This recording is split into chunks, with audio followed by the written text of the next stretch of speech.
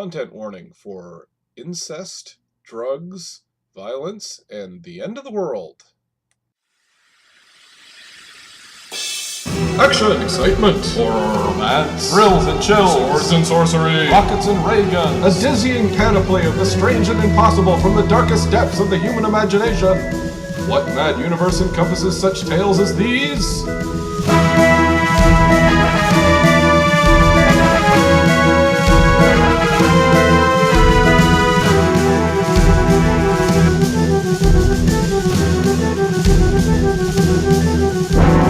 Join us as we bear witness to the sweeping sprawl of all the history that never was and all the futures that could yet be. It's adventure as you like it on What Mad Universe?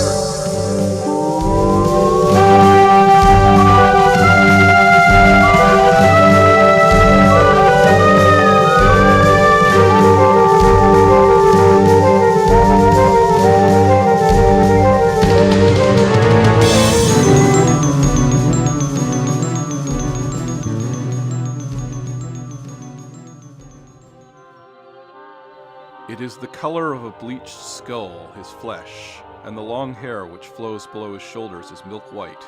From the tapering, beautiful head stare two slanting eyes, crimson and moody, and from the loose sleeves of his yellow gown emerge two slender hands, also the color of bone. A sorcerer, a warrior, heir to the throne of a dying race, a monster plagued by a conscience, stealer of souls, prince of ruins, destroyer of worlds, the Stormbringer, Elric the Eighth, King of Melniboné. On this show, we're taking a look at one of the strangest fantasy protagonists in all of pulpdom. Created by Michael Moorcock in 1961, Elric has left a significant mark on pop culture, but while popular in genre circles, he remains a bit of a cult figure, at least here in North America. I'm Adam, as always. With me is Phil. Hello. Hello. And so you had never read Elric before this, right? No, I had barely heard of him, actually. Right. Before you mentioned him, so. Right. And it seems he had a big impact on lots of stuff that I do read and look over, so that was really cool. Yeah. Yeah, that's the thing about Elric. It's that he is definitely... I think it's partly because it's British. I think it had more of a splash in British, whereas in America, North America, we got the stuff that was influenced by Elric more than we got Elric himself, and that was the stuff that kind of leaked over into our cultural consciousness. But there's a ton of stuff. We will talk about it, obviously, but we've got a ton of stuff that was influenced. Definitely Dungeons and Dragons was influenced by him. Yep. Just pulp fantasy in general, a lot of it. A lot of comics. Occultism. Occultism. Music, even, which is kind of interesting. He's had a big overlap in the music scene. I do want to say just right at the start here, I'd read a bunch of the Elric stories. I've still not read everything with Elric in it. Neither of us have, because Michael Moorcock, the creator of Elric, is one of the most prolific pulp writers of all time. He's probably the last real pulp ethic writer, the guy who has the pulp ethic. Yeah, and he's written tons of stories that mention Elric, that tie into Elric. It's like trying to read every Marvel comic between the 60s, 1960 and 1970, if you're trying to follow everything with Elric. And there's he came back to him later. I literally just found out a week or two ago that he had stuff that he'd published in the 2000s with Elric, which I didn't know about. So I'm coming from this from kind of a perspective of... we're kind of exploring the world of Michael Moorcock, and we'll probably do another Michael Moorcock show later on. Jerry Cardiellis, and just the whole concept of the Eternal Champion, which we will talk about. And he wrote a book that was apparently a pivotal modern steampunk book. I don't know if you saw that, Phil. It's called Warlord of the Air. Yeah. Because I know you're a steampunk fan.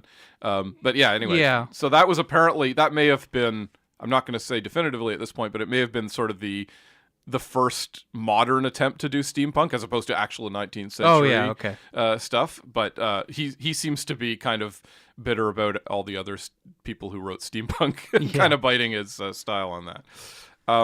But anyway, so yeah, let's talk about Michael Moorcock. He was born in London, England in 1939. Moorcock was apparently something of a wunderkind, as they say, when it came to writing. He became an editor of a Tarzan fan fiction magazine called Tarzan Adventures at the age of 17. I don't think they would have called it fan fiction at the time. His magazine became the vehicle for some of his earliest stories. He then proceeded to become the editor of the Sexton Blake Library at the age of 19. And Sexton Blake is a character who's kind of a knockoff of Sherlock Holmes. Phil was mentioning, has told me about Sexton Blake in the past. You still haven't read any of the actual Sexton Blake stories? No, they're hard to come by. There are a few available, and I haven't found any with Monsieur Zenith, which we'll talk about in this episode, in it. So that's really disappointing because it seems really influential. Right. It's apparently terrible, but yeah. I mean... Well, I mean, it must have had something to it because people they were literally publishing it from the 19th century up until 1970 with a whole array of different writers. The creator is a guy called Henry Blythe, although his pen name was Hal Meredith. That was 1893 they created him. But they just kept doing Sexton Blake stories. So yeah, he's sort of the poor man Sherlock Holmes. He lived on Baker Street. He was a detective. And he was more... I guess he had more love interests and he had fast cars and that sort of thing. So sort of like bridging between Sherlock Holmes and James Bond, I guess. Yeah. I get the impression that, especially as it left the Victorian era, he was a little closer to a pulp hero and even a superhero in some ways. Like he didn't have any superpowers or anything, but his villains are very much, from what I've heard of them, they're very supervillain-esque. Yeah. There was a Yellow Peril villain who's like the leader of an order of evil Orientals. And Yeah. Well, and then, of course, one of his big villains is Monsieur Zenith, who you just mentioned a minute ago. And he seems to have been basically the most memorable of Sexton Blake's characters, the one who gets mentioned a lot, and certainly the one Michael Moorcock latched onto. Yep. He's an albino crime lord. He was created by Anthony Skene, by the way. As I say, there were a lot of contributors to Sexton Blake. He's got one creator, but he ran for decades. So he's decadent and sinister. He's a drug addict who indulged in crime for the thrill of it. And that seems to have been something that people latched onto, obviously, when Moorcock was editing the magazine. Again, he was only 19 when he became the editor of that. And his work appeared in a number of other magazines around that time, edited by a guy called John Carnell, including New Worlds. And that's the magazine which Moorcock eventually took over from him as the editor. But they obviously built a relationship. And as is probably obvious by now, Moorcock loved the classic pulp characters and wrote pastiches of many of them over his career. He started to write a Conan story when the magazine he'd been planning to pitch it to folded. So he took the story fragment he'd written to Carnell, who told him to write something different. And Moorcock took him as literally as possible and wrote a story called The Dreaming City, which was published in Carnell's magazine Science Fantasy in 1961. The protagonist of this story, Elric of Melniboné, it's a little tricky to pronounce. Yeah, I was pronouncing it Melniboné until I listened to one of the audiobooks that had an introduction from Moorcock, and it's Melniboné. Melniboné. Elric of Melniboné was an albino prince, the heir to the throne of an advanced civilization that considered themselves superhuman, but who had walked away from his birthright and the woman he loves, his cousin Cimmeril, only to see both usurped by his other cousin Yrcoon. Yrcoon, okay. Yeah, it's Yrkoon. Yeah, there's a lot of names in this that are a little bit silly. Right. Well, and I mean, he's I actually like that name. I think that's kind of a cool name. Yeah. But he's trying to create kind of an alien sense of an alien culture. So it's kind of the Atlantean culture that you get, where there was this one great civilization that was ahead of everyone else in a primordial time before history ever started and was recorded. But obviously, as you can see, Elric is kind of he was basically Zenith the Albino as a fantasy hero. That was clearly the idea. And he becomes, his big thing is that he has a sword called Stormbringer, which is a black sword that sucks souls when he kills people, and that power feeds back into Elric and makes him strong and powerful. And he's addicted to it. And he's addicted to it. Yes, it's very it's very much a drug metaphor. As Mr. Zenith was apparently an opium addict, and this is that he was a sword addict, basically. Mm-hmm. And also was on drugs before the sword because he's an albino, so he's weak, and his blood is deficient and all that. So, well, that's what they keep saying. Yeah, so, yeah. No, yeah, he actually at one point in the story says this is a different kind of albinism than you would get in humans because Melnibonéans don't consider themselves human. Yeah, they're not technically human. Right. Neither are the humans in the story, but we'll get to that. Yeah. But not addiction necessarily, but he needed them to sustain his strength. Right. Yeah. Before he had the sword, and then there's a period in the stories where he gives up the sword, and which is a sign of him evolving as a person, basically. Yeah. That he gets married and he loses the sword and he starts using drugs to supplement his strength. Because without the sword, at one point he loses the sword, he can barely even walk. And see, like he's almost blind. Right. I think the implication is actually supposed to be that he was actually a little better before he got Stormbringer. That because he's been using Stormbringer so much, he becomes completely useless without it. Yeah, that makes sense. Yeah, I think that's the implication, but yeah, he's Moorcock made up a lot of it sort of as he went along. The Dreaming City was actually meant to be a one-off, apparently. He wrote it and just, this is kind of a cool story. In this story, which is, right from the start, it kind of defines the character. He is a mercenary, I guess, who teams up with a bunch of other pirates to destroy his own civilization, basically. Because Irkun has usurped his civilization. Although when you go back, then later on, he was kind of dumb. He gave it up. This guy tried to take over his kingdom. Yeah, and then he says, then he defeats him. Then he says, "Oh, you can have it for a year." Yeah, right. And he expects to get it back after the year. I don't know. At first, throughout the prequel, Elric of Melniboné, I was expecting it to be some sort of retcon, but then they sort of tie it back at the end, but in the stupidest way possible, almost. Right. I mean, I did like these stories, but that was kind of a little hard to take. I don't know. Yeah. Well, when I say Moorcock definitely has a pulp ethos, like in the sense that he was insanely, as I say, he's insanely prolific. He once claimed he'd written a novel in 3 days at one point, and it was probably one of the Elric novels. He didn't say specifically which one it was, but he was grinding out stories left and right. He was again just barely out of his teens in the early 60s, and he was just cranking out stories nonstop, which was the old way of doing pulps, right? They had to write to stay alive, and he seems to have just basically written, and I would not be hugely surprised if the Elric stories, the original run of Elric stories, there's about 10 of the original short stories, were basically just first drafts. I don't think he went back. I think he said that because the version I had some supplementary material from Moorcock, and he said he wrote the Elric ones really quickly. Right. And he spent a lot more time on non-Elric stories. Right, yeah. It sounds like this was kind of him learning to be a writer, right? He was flexing his muscles as a kid. And as a result of that, you get a lot of stuff in the Elric stories where he's like, Elric was being attacked by a giant beast, but then he remembered he had a magic spell in his pocket, these beasts happen to be from Melniboné, created by Melnibonéans in the past, and they have a spell to control them, and Elric happens to just then remember that, right, and then he goes, and then but then he could only use it once and never again. It's very much just not to be too snarky. Like I said, he wrote them really fast, but it was obvious he's kind of making it up as he goes along. Yeah, to keep the plot. Moorcock seemed to, I think you mentioned this as well, but he described himself as a bad writer with good ideas, right? And I wouldn't go that far. Like the stories are not. Eye of Argon or anything. No. But the writing's a little bit clunky at times. Yeah. Just the prose. Right.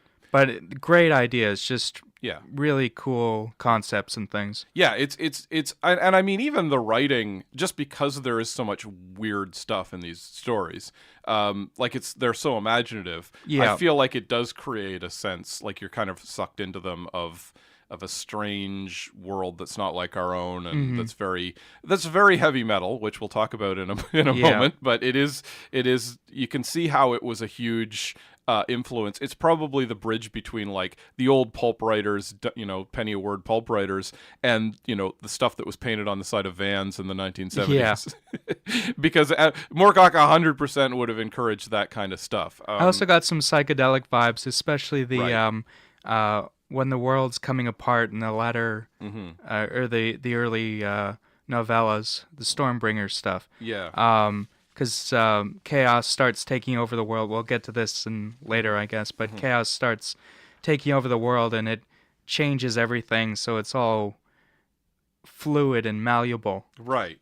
And it really felt like, I don't know, something out of like the last bit from 2001: A Space Odyssey or something like.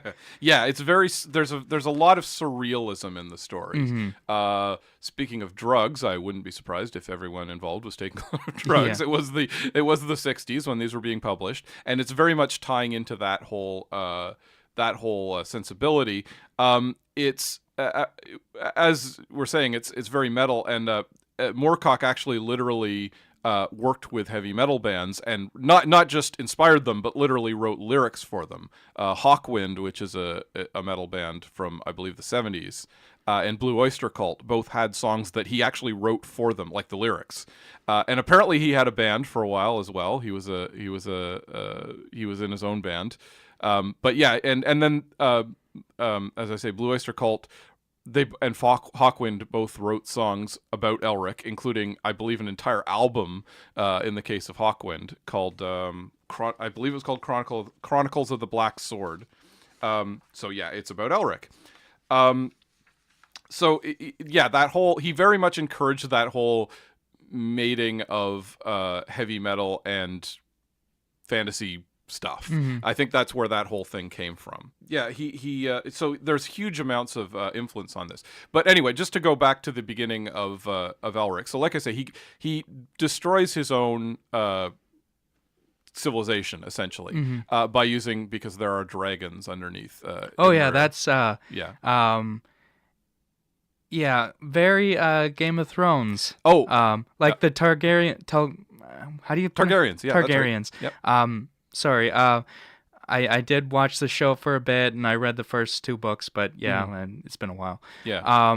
No, you're 100% right. The Targaryens are absolutely based on Elric. And the whole idea of riding dragons and an ancient family an ancient race that conquered the world riding dragons.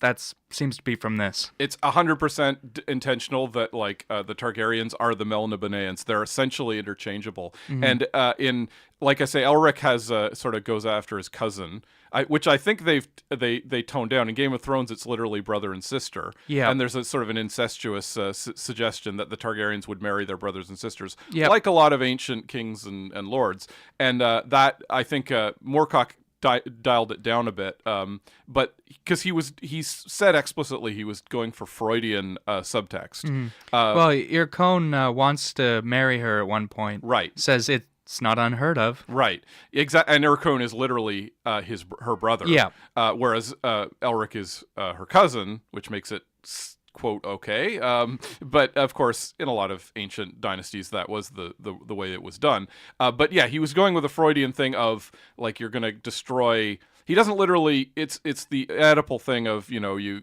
kill your father and marry your mother. He doesn't literally do that, but he's lusting after a family member and he destroys a civilization. So that's the Freudian thing. And then he's also said that Stormbringer the sword, who is essentially sentient, by the way, the sword essentially talks to him and is kind of a satanic figure that tempts him to do bad stuff. Yeah, well, it doesn't have a dialogue. No. But it sort of communicates with him. Right.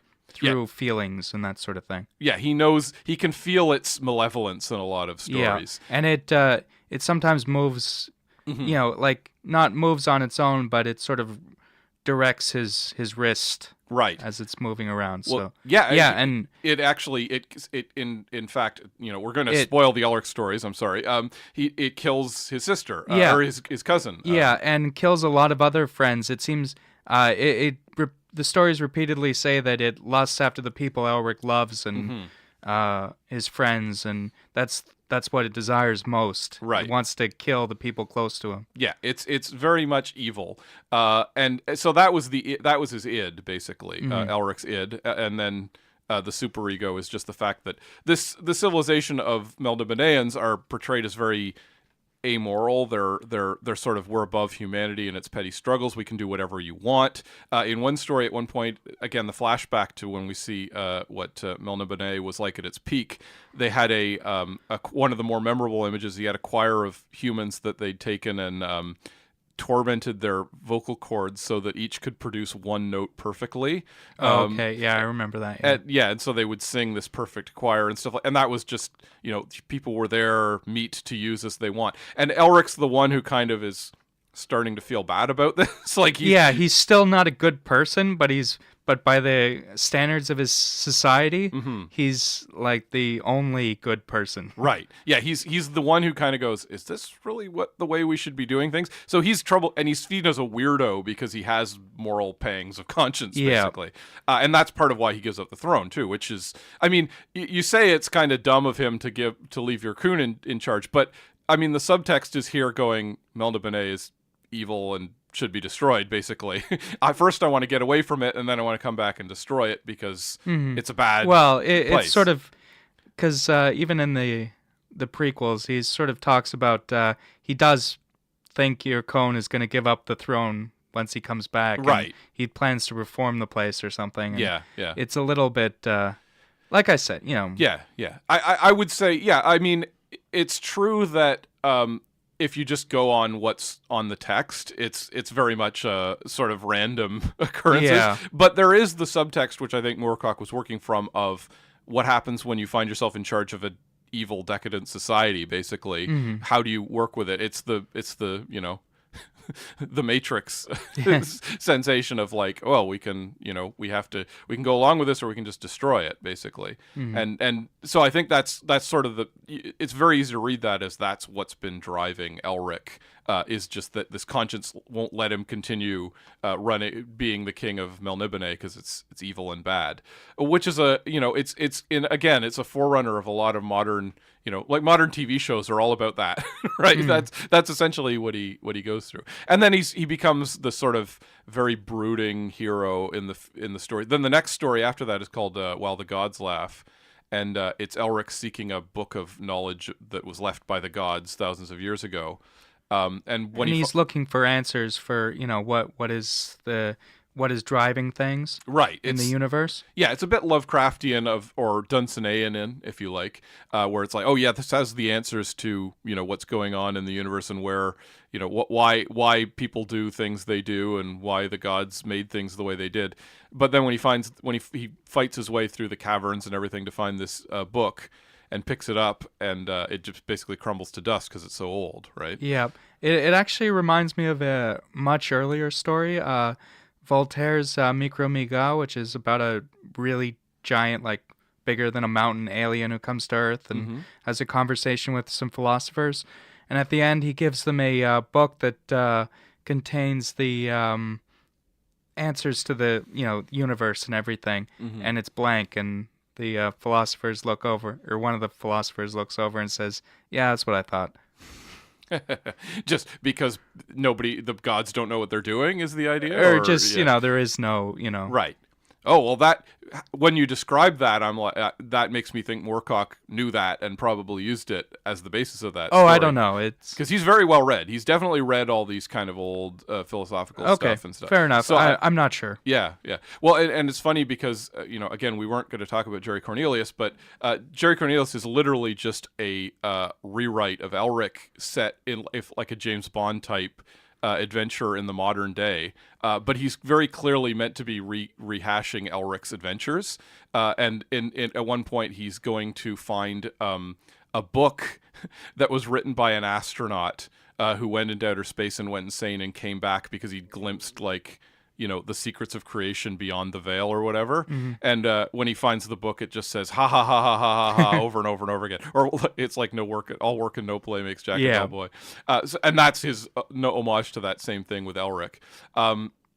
So yeah, and so speaking of which, so then that's the idea that as I say, Elric is very much the beginning of Moorcock's career. But as he progressed, he had all these other fantasy-type heroes, and heroes in different genres.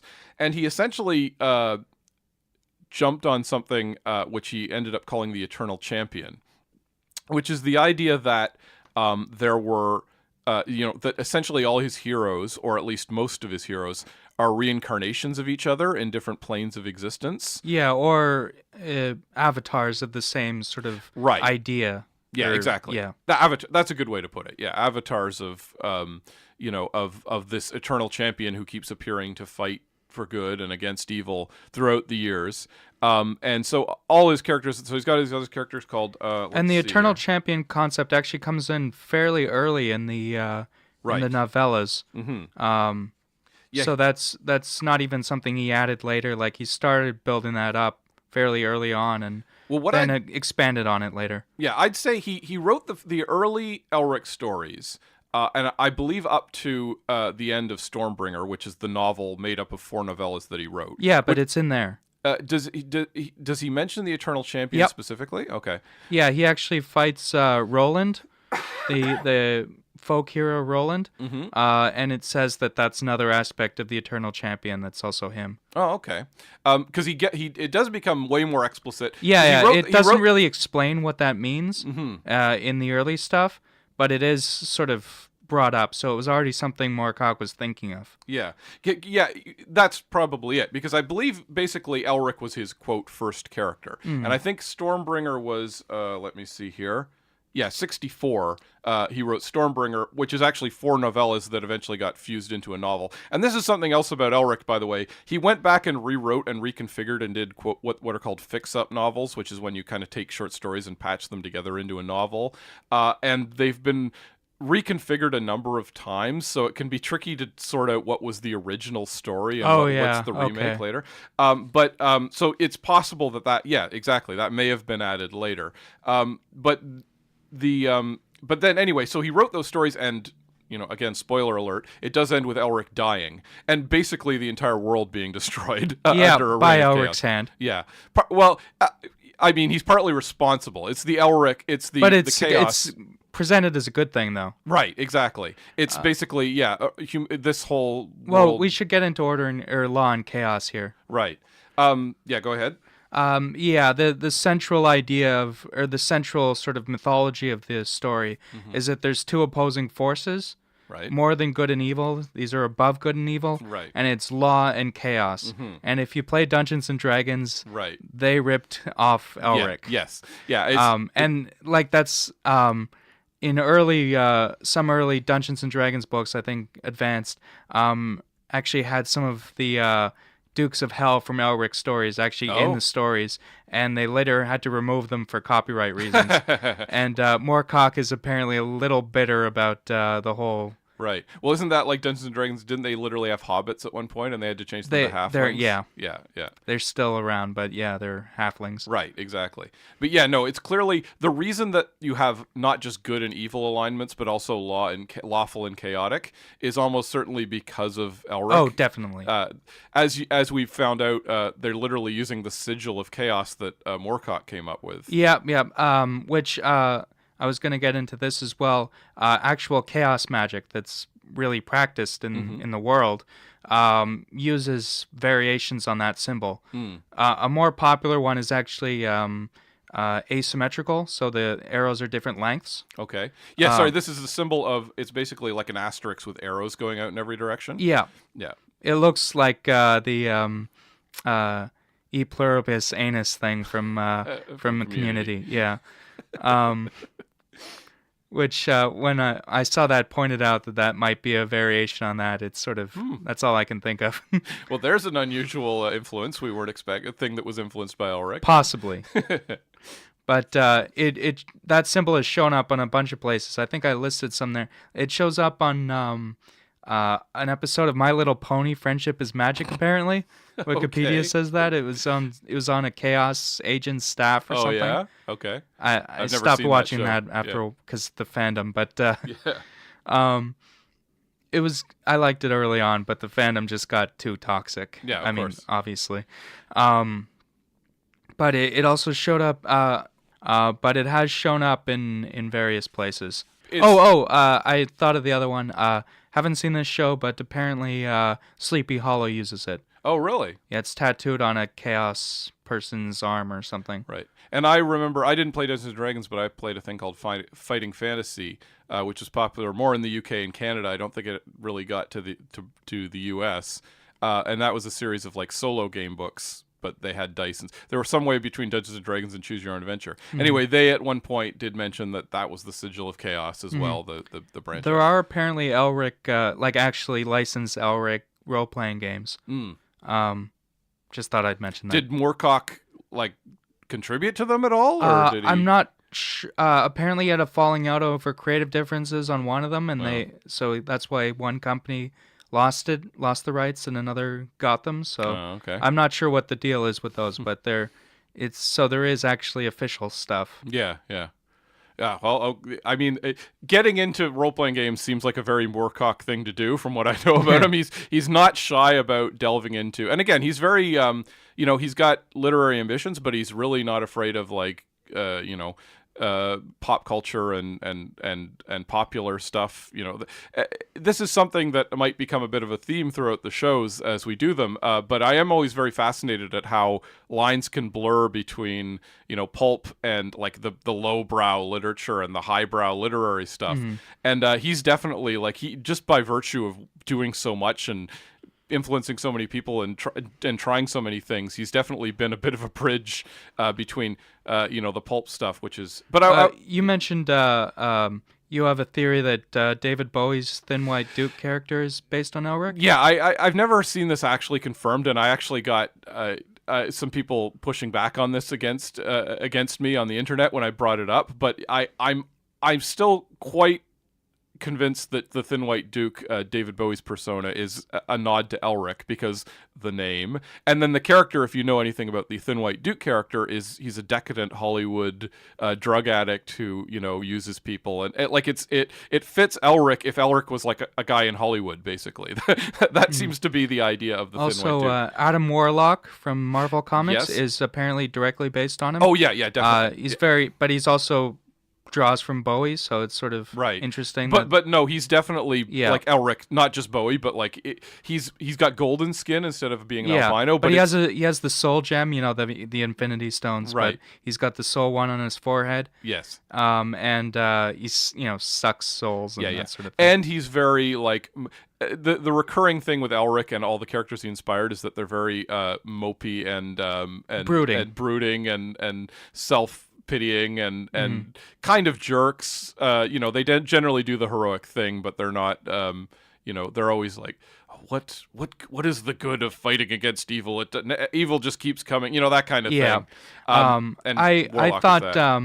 I thought Elric was very much felt like an anime character, before anime. Yes. And apparently inspired. I'm not really into anime much, but just by virtue of not knowing much about it. But apparently there are some direct nods. It has directly influenced a lot of anime. There's Full Metal Alchemist actually has a character named Elric or something. Right. Yeah. No, it's so obviously, and as we were saying, the new Castlevania show that's out, Alucard is basically just straight up Elric. I mean, he's a I drew an anime style Elric that'll probably show up on the YouTube version of this, but and everybody said that looks like Alucard from which I haven't seen, but no, he's a vampire instead of Elric's only a metaphorical vampire because he sucks souls, but it's basically the same idea. Yeah. And there's clearly been characters like that in anime long before this as well, who are pale and decadent and kind of glam rock. Anime characters. is not that old. Well, it goes back to at least the 70s, right? Yeah. But Elric's from the 60s. 60s? Well, that's what I'm saying. So, okay. I'm Alucard. Sorry, I was confused there. Oh, Alucard. No. Alucard's one of the more recent ones, but I'm fairly certain there have been characters like that in anime going back, a decade or two at least. So it definitely seems to have had a mark there. There's always a character in anime that I've seen that is a tall, skinny guy with long white hair. Mm-hmm. Exactly. Like Vicious on Cowboy Bebop or that sort of thing. I also want to mention, one of my personal favorites is I grew up reading The Sandman by Neil Gaiman. Oh yeah, and The Sandman makes sense. Yeah. almost certainly a nod to Elric, as created. Neil Gaiman's literally just gone out and said, "Yeah, I'm an enormous fan of Michael Moorcock," and like he literally wrote a story about how he was when he was a kid. He read Moorcock all the time. Likewise, Alan Moore, who is a personal friend of Moorcock's. Oh, sorry. Yeah, he wrote the forward to the collection that I read. Alan Moore did. Yeah. They've been friends for, I think, going back almost to the time when he was writing the Elric stories. I think those two knew each other. Certainly since Moore became popular in the 80s, I think he literally let Michael Moorcock write one of his Tom Strong stories. Okay. Yeah. And of course he paid homage to Monsieur Zenith and not noted the resemblance to Elric in one of the League of Extraordinary Gentlemen and series. Jerry Cornelius shows up directly in one of them. Jerry Cornelius shows up. Yeah, he shows up twice, actually. Oh, okay. It's a little hard to nail down Jerry Cornelius because he's a very unreliable narrator in his own story. But yes, he's in there as well. But yeah, they're friends. There's also this character who I know nothing about. I think, Phil, you've read the stories, Driz Duorden. No. Okay. There's a Dungeons and Dragons character who has a bunch Forgotten of spin-off Realms novels. Specifically, I think. It's Forgotten Realms. A setting within Dungeons and Dragons. Right. And but he's a drow, a dark elf, and I know of him. I haven't really read the stories, but they're very popular. Me neither, but as far as I can tell, he is just Elric again. Again, different skin color, but apparently he's whinier. I don't know. Oh, Elric can be pretty whiny. But like apparently this one's more so right. I don't know. Yeah, Elric never goes to the point where it's tiresome that he's mopey, and there's always crazy stuff happening, and he's a man of action. So and the stories are quick enough paced that it doesn't really dwell on. Right. I mean, they're about these themes, but it doesn't hit you over the head with. Right. Yeah, no, you're right. He wants to bring it up, and Moorcock obviously knows enough that if it would get really annoying, with constantly moping and whining. And again, so like I say, he wrote, just to go back a little bit. So he wrote these stories ending with what became a novel, Stormbringer, in the 60s. It was 64 when Stormbringer was completed. He wrote some other stuff for a while. Then he came back and wrote some more Elric novels in the late 60s and 70s, which were of necessity prequels, because, as I say, Elric dies at the end of Stormbringer, and including the Sleeping Sorceress. And that's where he really gets into the Eternal Champions concept. If you remember in our Cull show, I believe we mentioned the fact that Cull does meet up with one of Robert E. Howard's other characters. Bran Mak Morn, right? Bran Mak Morn, yes. And this was before Conan. And, you can make a pretty good case that Conan, Bran Mak Morn, Cull, and Solomon Kane, and possibly even Jim Costigan, who's his modern-day adventurer character, who I don't know much about. In many ways, he was writing about kind of the same character in different time periods. And I think that may have been an inspiration for Moorcock to do the Eternal Champions idea, because... again, he's now explicitly saying, I've got all these different characters in different worlds and different time periods. They include, let's see, so there's a character called Earl Obeck, who I don't know anything about, Dorian Hawkmoon, Coram Jalen Earsey, Jerry O'Connell, John Dacre, a.k.a. Ekarose, and then, of course, Jerry Cornelius. Notice the similarity of names of all those characters, right? One of them's literally an anagram of Jerry Cornelius, if I'm not mistaken. So that he was really playing up with the idea that, of this Eternal Champions. He also played up the multiverse idea. He wasn't the first ever to use the multiverse idea, but he definitely helped popularize it in popular culture. Certainly the term. Yeah, I'd like to know. I should have checked for sure to see if DC Comics was using the word multiverse before Michael Moorcock. Oh, it would have been around the same time, I think. Yeah, well, the DC Comics introduced the whole alternate world, like Earth 2. In the Flash, right? Yeah, in 56, I believe. Oh, okay. The Flash did, or 57.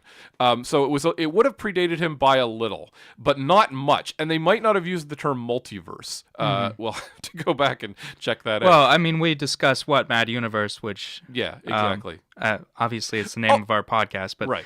But that has it doesn't use the word multiverse, but it I don't think. But parallel realities definitely existed before Moorcock. But the idea, the word multiverse, he has a legitimate. I think claim. it was a scientific term before. Really? I don't know. I like as a theory. I actually suspect it's entirely possible Moorcock is the one who created the word. Okay. If not, he was definitely the one who popularized it. Yeah, I think it's the latter. Because it was a huge part in his books, and again, so this idea of, and it was in many ways it was just a practical way of I can write all these different fantasy worlds and tie them together by saying they're all different dimensions and they all feed into each other, and so he was doing this at a time and tying in all these stories together. Again, I'd be very surprised if he wasn't inspired by Marvel Comics, which of course were doing something similar at the time, but in a less wildly philosophical way. It was just, the characters all lived in the same universe. Mm-hmm. And of course, DC did that technically before, but Marvel's the one that really started making use of it. Anyway, so he was a huge a fan of the multiverse concept, and he brought in all these tied together characters. So as I say, I would like to do a show sometime later, and we can explore that in a little more depth.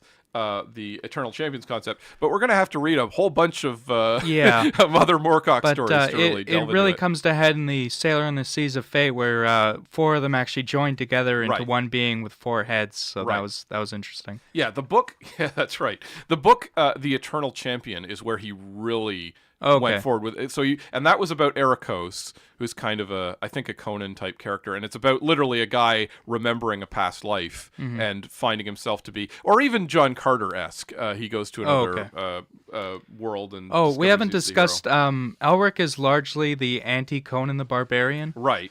And he's like just the reverse of Conan the Barbarian, right?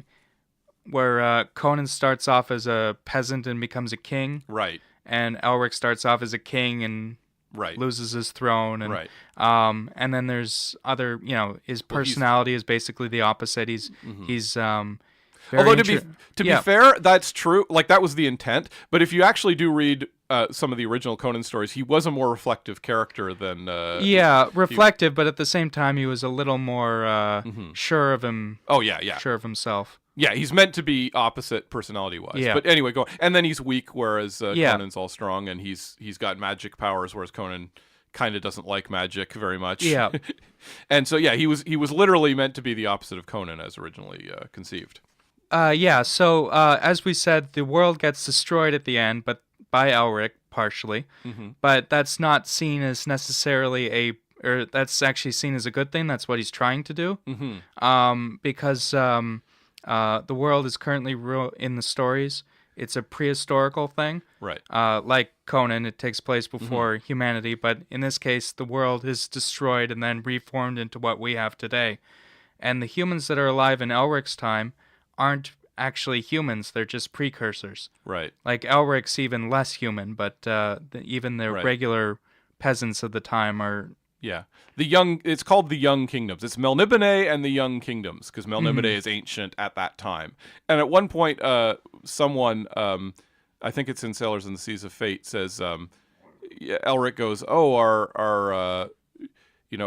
what's going to become of our descendant? And somebody's like, history hasn't even started yet. This is all just a prologue. Yeah. And it's referring to that. It's foreshadowing the fact that, the world's about to be destroyed in chaos. Although, if I'm not mistaken, Melniboné survives. The world turns into a whole massive chaos, but Melniboné does not get destroyed. Yes, it's not affected. Right. So it's possible that shows up in some of the other stories that he's done possibly. As ruins. I think that was his idea, that there would be ruins of Imrir and Melniboné somewhere. But even before Elric destroys the world completely, it's pretty much gone by that point. He's the last person alive. Right. And chaos is just reigning completely. Right. I can't remember exactly how it goes. Is it like basically everything becomes a big sea of chaos? Yeah. But people aren't technically dead, right? They're just kind of all merged but they're not human anymore. Yeah, exactly. They're not remotely human anymore. Right. They're monsters and things. Like his wife. What was his second wife's name? Or his wife's name? Cripes, I don't have it. Well, whatever. She's not that interesting. Zarosnia or something like that. It was something weird. Yeah. But she actually turns into a giant worm slug thing. Yeah. But ends up putting herself on his sword to give him strength. So. Right. Yeah, he was fighting to save her from the forces of chaos that kidnapped her, and by the time he saves her, she's been mutated into a giant slug, basically. Yeah. He also I think we mentioned this, but he kills his cousin by accident as well in a fit of, because he loses control. Yeah, in the first story, he's fighting to save Cimmeril from Yurkun and to kill Yurkun and bring down the city. But he wanted to save Cimmeril, but as he's fighting Yurkun, the sword sort of as it does, because it's evil, sort of slips through. He impales Yurkun, and then it goes through him and kills her as well. And he drains both of their souls from that. Yeah. And something I thought was interesting about the stories as a whole, going back to the chaos and law thing, Elric and Melniboné in general are beings of chaos, but he ends up serving law and creating a more ordered universe. Right, yeah. And the sword is also a symbol or associated with chaos. Right. At the beginning of the stories, he worships a chaos god or a chaos lord called, was it Antioch? Antioch, yeah, Duke of Hell. Yeah, Duke of Hell. And he eventually actually slays him or banishes him back to hell. Right. Basically. So well, wait a minute. He kills Ariok? Yeah. Okay. That's one of the demon lords that he fights. Oh, right, in Stormbringer. Right. And then at the end, it's Stormbringer that turns into a talking being of some kind and goes, "Ha, so long, sucker." Basically. Yeah, that's at the very end, yeah.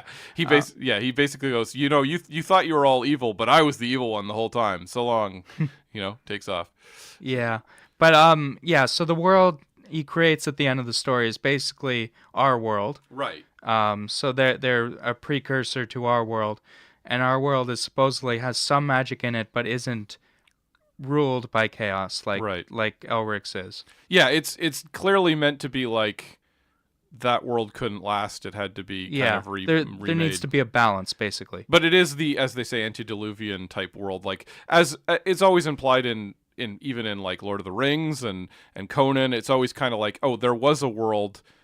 This whole world is before our history, and then there's some kind of cataclysm. Usually, the biblical flood is kind of the inspiration, is the implication, and then that became our real world but there was an Atlantis or whatever before. Yeah. That.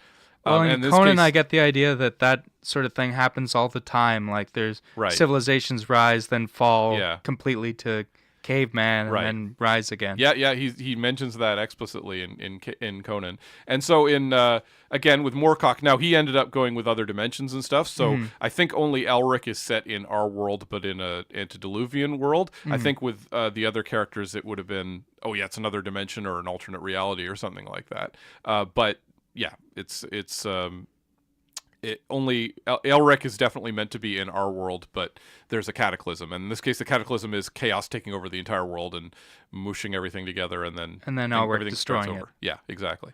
Which means it could literally be like millions and millions of years ago. It actually says the humans will devolve and then have to re-evolve again. Right. Which is, chaos has destroyed everything on Earth, basically, at that point. So, essentially, life would have had... This could have literally been billions of years before life was formed on Earth at that point. I thought that was really interesting. Yeah. So, but you can see how he's using kind of the ideas of the old pulp fantasies, and he's taking them in a new, trippy, psychedelic direction, basically. Anyway, so I think it's time to wrap up the show. So let's I just remind everyone that both Phil and I have a Patreon. Patreons. We have Patreons, plural.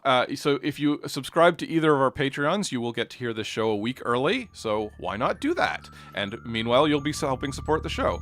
I do have another podcast called Destroy All Clickbait, which you can look up on YouTube. And Phil, you've got a show on YouTube, right?